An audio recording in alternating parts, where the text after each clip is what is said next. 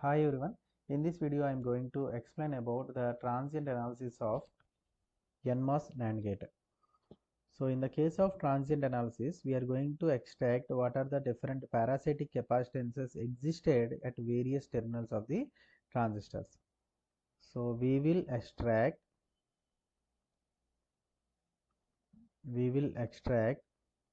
the existence of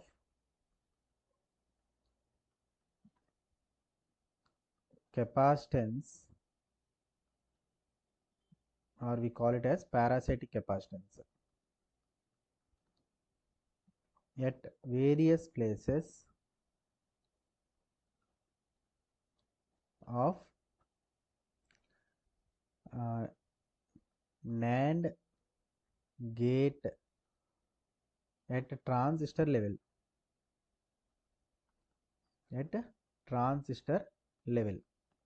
Okay, so various capacitors means capacitance may be existed between capacitance, a parasitic capacitance may be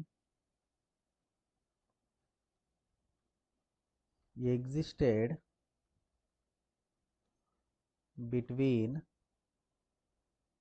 gate and drain, or it may be existed between source and substrate, or we can call it as bulk, source and bulk region. Bulk region means the substrate terminal which is connected between source always, which is connected to source always, so we call it as bulk region. Okay, or it may also exist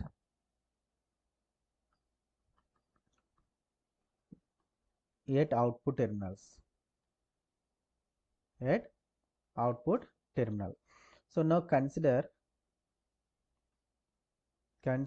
two input NMOS NAND gate. Consider two input NMOS NAND gate. So two input NMOS NAND gate, already we know a depletion mode transistor should be connected here. Okay, take the basic structure whatever you know. Okay, two input means sorry, these two are series, so series connection we have to consider for the NMOS NAND gate.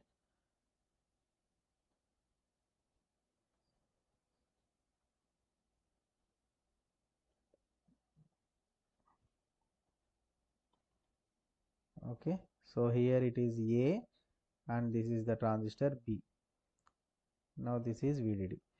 See, one more important thing is whenever we consider a transient analysis, then we have to go for the substrate terminal transistor, not generally a simple transistor. We have in order to show the existence of capacitance, it is better to consider a 4-terminal transistor.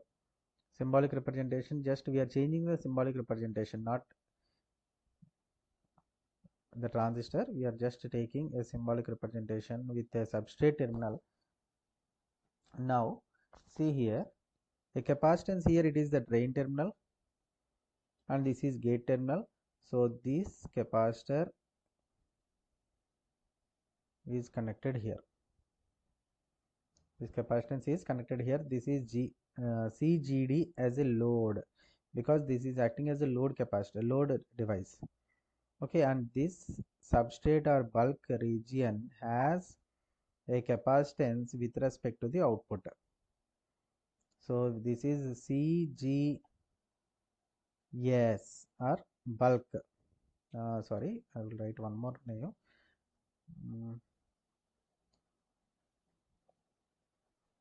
C bulk, you better consider it as C bulk. Okay, and this is connected to ground.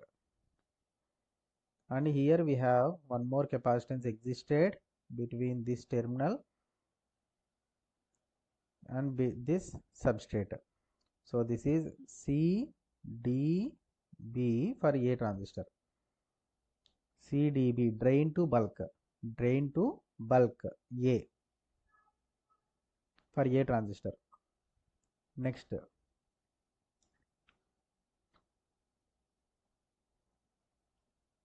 drain to source CD. Okay.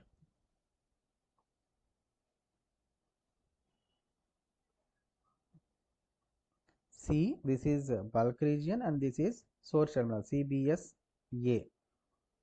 Here we have one capacitance existed between the input terminal and this source terminal CGSA,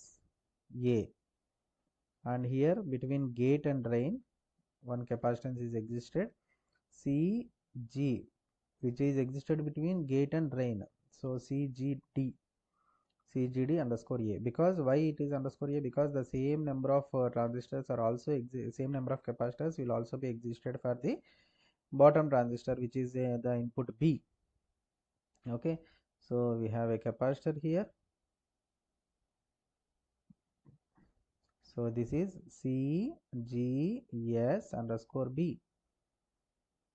Again one more capacitance from here to bulk C bulk, and here it is substrate for B transistor, and this terminal and this terminal, these two are connected to ground. Bulks of the transistors are connected to ground. Okay, now how many capacitors are there? 1 2 3 4 5 6 7 8. So total 8 capacitors are existed within this just 2 input NMOS NAND gate. 2 input NMOS NAND gate. So when you are representing this in a just a bulk lumped capacitance, just in place of taking all the individual capacitors, we are combining them in a lumped capacitance and showing it as a load capacitance. So this circuit will be shown as just consider the same circuit whatever we have considered previously, now without any bulk terminal. Bulk terminal is there but we are not showing here, okay, for our simple way. This is the channel and here is the place we are taking the output with a load capacitance, which is the lumped capacitance. Actually this capacitance is known as lumped capacitor, consisting of all individual capacitors that are shown in the previous figure.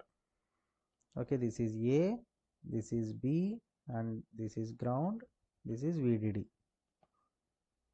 Okay, this is NMOS depletion mode, NMOS enhancement mode, NMOS enhancement mode. Okay, now this lumped capacitance C load, all the parasitic capacitors are grouped in a lumped capacitance,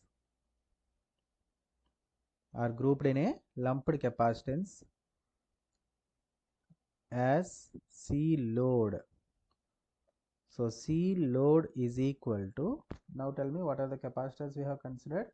CGD, C bulk, CGD load plus C bulk plus C gate drain for A plus C gate source for A transistor plus C bulk to source for A transistor, C bulk to drain for A transistor plus C bulk to substrate, bulk to source for B transistor plus C GSB, gate to substrate for B transistor. Okay, 3 6 to 8, total 8 capacitors are grouped together, combined together and shown as C load capacitance in the final structure. Okay, so that's why whenever we work on any logic circuit of the CMOS or NMOS or PMOS logic circuits, definitely we will show one capacitance at the output. This is the main reason why we are taking a capacitance at the output in a analysis part of the digital logic circuits using MOS transistors.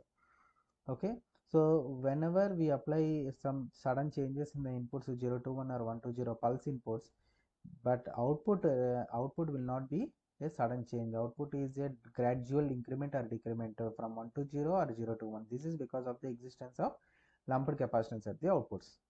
Okay, thank you.